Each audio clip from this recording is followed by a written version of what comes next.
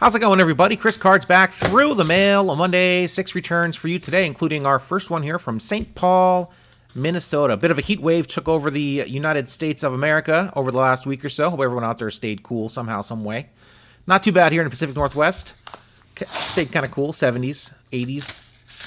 And our first return from St. Paul, Minnesota. We've got a request back, an inscription request from Tom Kelly. Here, we've got an 88 Topps All-Star card, as well as a 87 Topps card inscribed 87-91 World Series champs. Very nice here from Mr. Tom Kelly, a great signer. And, of course, a legendary figure in the Twins organization. He even had his number 10 retired in 2012. It's hanging up there in the rafters at Target Field.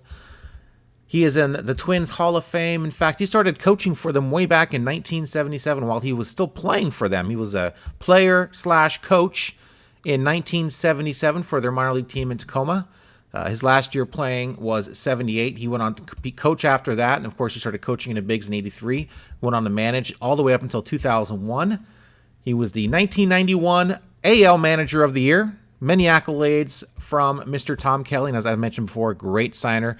Got a few nice cards out there. He did play 1 year in the bigs, got into 49 games for the Twins back in 1975. Didn't do very well. He did hit 1 home run, though, off Fern Rule, so he's got a feather in his cap there. I always love it when these guys I had just a cup of coffee in the bigs ended up getting at least 1 home run. That's got to be a moment they'll never forget. And there you guys go. Awesome start to this week's Through the Mail Monday. Legendary Tom Kelly. Columbus, Ohio for our next return here. And we have former closer Jeff Shaw. Jeff Shaw signed a Top Stadium Club card very nicely as a member of the Expos. Mostly known for his tenure with the Cincinnati Reds and the Dodgers. Drafted in the first round, first overall in the 1986 amateur draft from the Indians. Didn't spend a whole lot of time with the Indians. He was a hero in Cincinnati, saving 42 games in 1997 with a 2.38 ERA. Two-time All-Star in 98, as well as 2001, which was his last year in the big leagues. In fact, funny story about that 98 All-Star game. Just signed a long-term contract with the Cincinnati Reds, and the Cincinnati Reds shipped him off to the Dodgers. He was not happy about it. He went to college in Ohio. He, of course, was drafted by the Indians and signed a 3-year deal with the Cincinnati Reds for $15 million, which made him the second highest paid closer for that time. And he was not happy about having to drag his family as far away from Ohio as possible, but it is what it is. That's part of the game. Strange thing is, his first appearance in a Dodger uniform came in the 1998 All-Star Game as a member of the Cincinnati Reds. That's right. He was actually, his first appearance in Dodger blue was in the 98 All-Star Game. He was just traded previously to the All-Star Game. So he was in there as a Red, but he was wearing Dodger blue. So crazy story. Father of Travis Shaw, who played for the Red Sox in the mid-2010s. Awesome return. Let's move on, guys, to return number 3. Next return from Kansas City, Kansas. And we have a blank index card. And we've got Steve Renko. Steve Renko, 24th round draft pick of the Mets back in 1968. Signed there a 78 Topps card, 84 Topps, 74 Topps card for the set.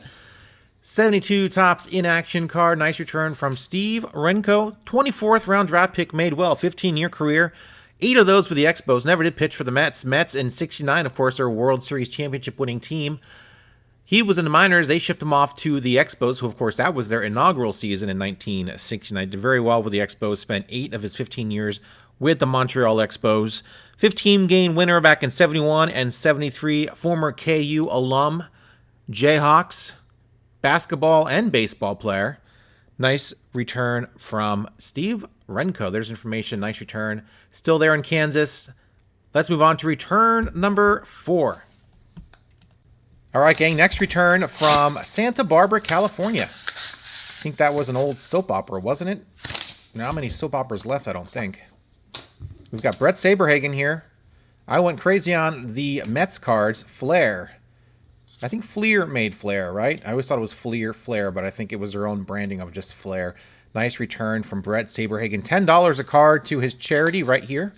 with a little note back. I'll put it right here. You can see it. $10 a card to this former Cy Young Award winner, two-time Cy Young Award winner, actually. He did pretty good with the Mets. In fact, his best year was in '94 when he went 14-4 with a 2.74 ERA. Three-time All-Star, including 1 year as a All-Star as a Met.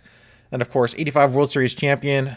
And just incredible career. Great guy. Great signer. I realized I had a bunch of cool Kansas City Royal cards from him that I had already gotten signed, and I really didn't have any Mets cards signed. So I went through my Mets cards and found my 4 favorite Saberhagen cards and sent him 220s, and these came back signed beautifully. A nice return from Brett Saberhagen. Always a great return. Let's move on, guys, to return number 5. Phoenix, Arizona for our next return here. And we've got Mr. David Sieg. David Sieg, son of Diego Sieg, the old pitcher.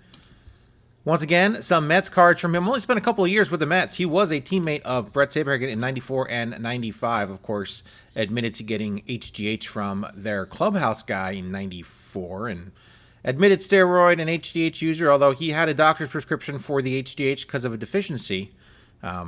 Interesting career for David Sieg. Not crazy spikes in his numbers, considering his usage. Nice 291 average with 139 home runs during his 15 years in the bigs. Most of that career spent with the Baltimore Orioles. 8 years with the Orioles. Pretty incredible. Here you guys go. David Sieg with, actually, he has a new address. So let me put that on there for you.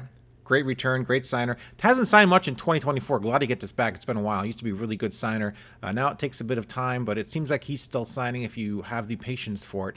There you guys go. Let's move on to our final return of the day. Pittsburgh, Pennsylvania. Our last return of this week's Through the Mail Monday. And we have Mr. Elroy Fay. Elroy Fay on a 69 Topps card, even though it's got the Tigers on the front. He's wearing a Pirates uniform still. It looks like a basketball jersey almost with those black sleeves. Elroy Fay.